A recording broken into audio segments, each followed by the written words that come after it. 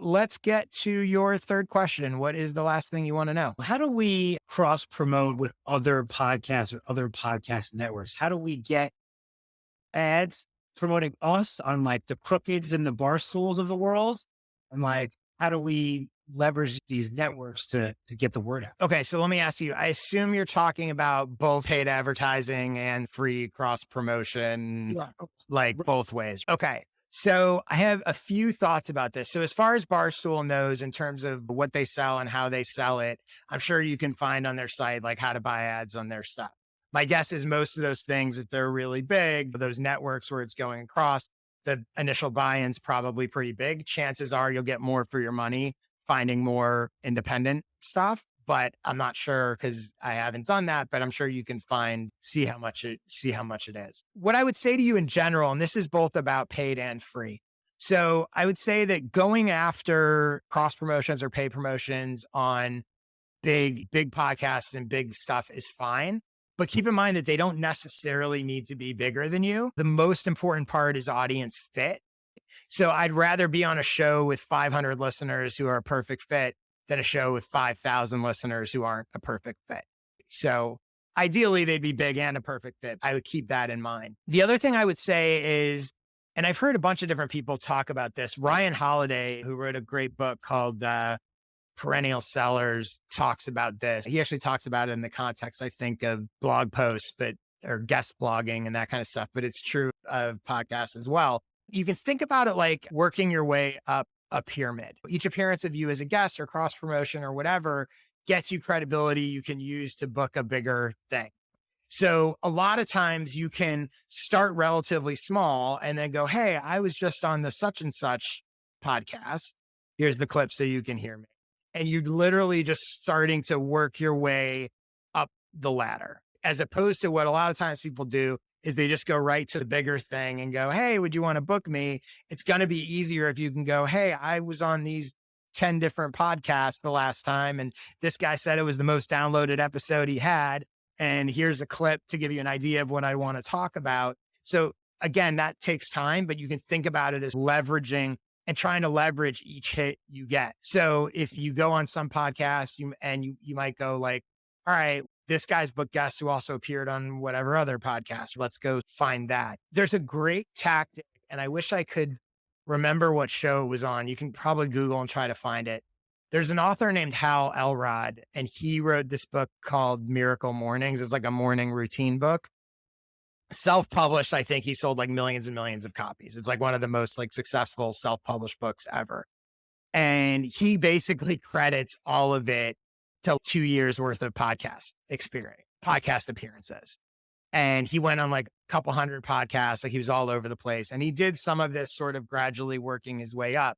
But the other thing he did in the beginning that I think was really smart is in trying to get himself booked, he targeted new and noteworthy podcasts across. Now, again, his topic, but like you guys, the advantage you have is friendship's very broad and can be applied to almost anything, right? You could go on an entrepreneur's podcast and just spin it. Let's talk about like friendship for entrepreneurs.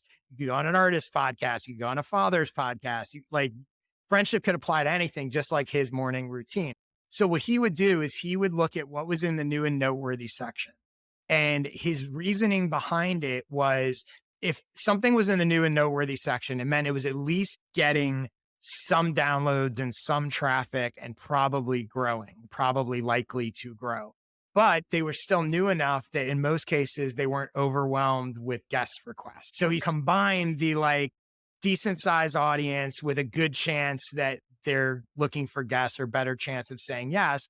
And it worked really well for him. It was like a sweet spot. So that's definitely something that I would do if I were you guys. I'd look to see what those shows are and I would cater pitches to them, just email them, whatever, but cater them in a way that fits with what they're doing. The other thing I would say is one of the advantages you guys have of you guys both have successful careers and have done a bunch of stuff individually is you can leverage that to get yourselves booked individually for something else and then plug, look, we're doing it right now, right? We're talking about something else, but ultimately people listening to this are going to learn about your podcast and hopefully go check it out. Think a lot about all the different hooks you guys might have individually for press or podcast appearances, whatever.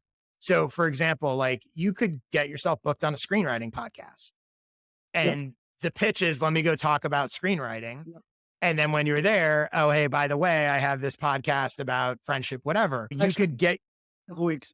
yeah, see, you could get yourself booked on a New York transplants podcast. Like people that used to live in New York and now, like when you start to think about it and you start thinking about these like hyper niches, there's a million things beyond the obvious. Let's go look at the people who talk about friendship or guys or whatever. And something that might seem totally unrelated. But again, the advantage of having this broad topic is it appeals to every audience on some level, has people that want friends and whatever. The other thing I would say is you can come up with a stunt that is so like press or interview worthy that people will want to book you to talk about that and not just your show. I mean, this is just a completely like random example, right? But let's say you guys decided that you were going to track down everyone that was in your first grade class. You're going to track down every guy in your first grade class. You're going to call every single one of them and have an individual one-on-one 15-minute conversation. And you do that, and maybe you talk about it on the episode of your podcast or you do whatever, right? But now when you're reaching out to get booked, you're not just saying, hey, we have a podcast I want to talk to you about. You're saying, hey, we did this crazy, cool stunt. We'd love to come on and tell you about what happens when you call up, when you reconnect with everyone from your first grade class. And that's going to do a couple things. Number one, it makes you way more interesting to book. Number two, that hook is going to lead more of that person's audience to download and listen to it.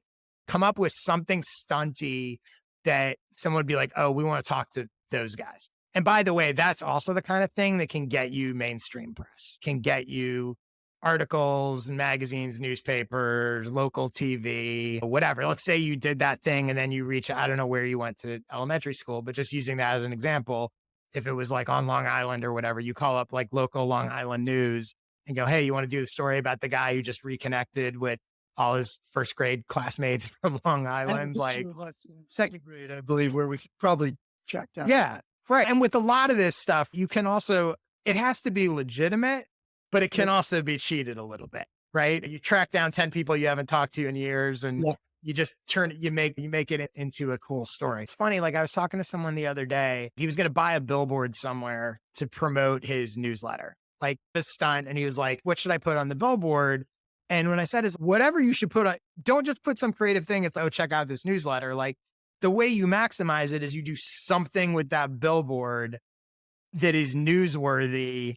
So yeah, it promotes your newsletter, but it's so weird and so whatever that you amplify the coverage that you get out of it. It's not just like the 6 people who are driving past your billboard. I don't know if you guys remember like years ago, remember there was someone that was like listing, like ranking comics, like he bought billboards across the country. Yeah. That's a perfect example, right? If that guy does that blog post, sure, people are like, okay, this guy ranked comics. But if he puts it on a billboard, suddenly it's like a weird, crazy, interesting thing. Oh, the other thing too is for cross promotions, you might want to consider getting a space in your show specifically for cross promotions. So whether you do it as the Man of the Year podcast of the week, and it's literally just a plug. So now when you're reaching out, as opposed to saying, hey, let's do a cross promotion, whatever, you go, hey, if you're interested in doing something, we'll name you the Man of the Year podcast of the week. So much of this is just the packaging of what you do. And for your audience, it becomes a thing. So it's like, they don't feel like, oh, you're just jamming something in here because you're promoting yourself. It's, oh no, it's a thing. It's a bit that's a part of the show.